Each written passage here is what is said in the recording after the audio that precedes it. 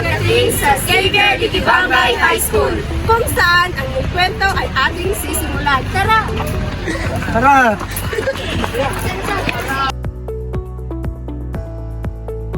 Mabuhay, maligayang pagdating sa aming sakit na kalakal.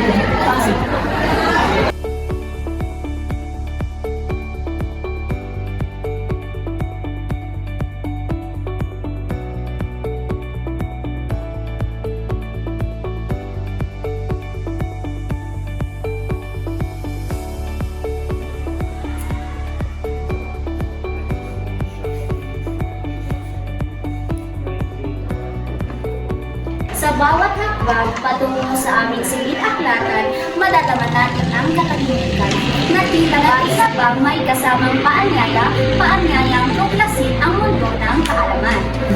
At dito rin natin mas napapadali ang ating paggawa ng takdang aralin. Tapos ka na sa iyong takdang aralin? Oo, tapos na.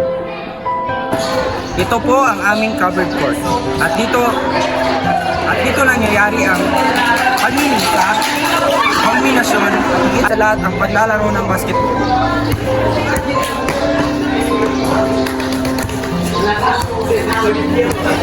Ito naman ang yung guardhouse. So, dito, tingnan natin. So, ito naman yung guard namin.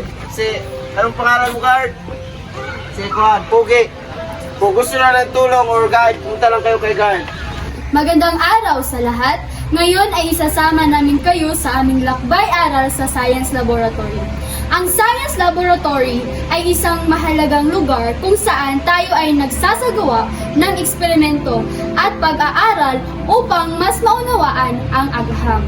Dito natin makikita ang iba't ibang kagamitang pang-agham tulad ng mikroskopyo, test tube, beaker at thermometer na tumutulong sa ating mga gawain.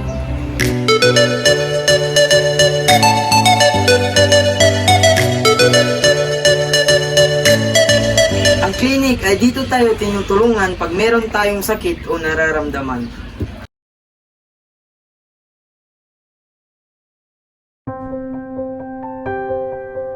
Ang multipurpose ay isang parte ng Xavier de Quibambay High School kung saan nagaganap ang iba't ibang kaganapan, kagaya na lamang ng morning assembly, mass at rosary.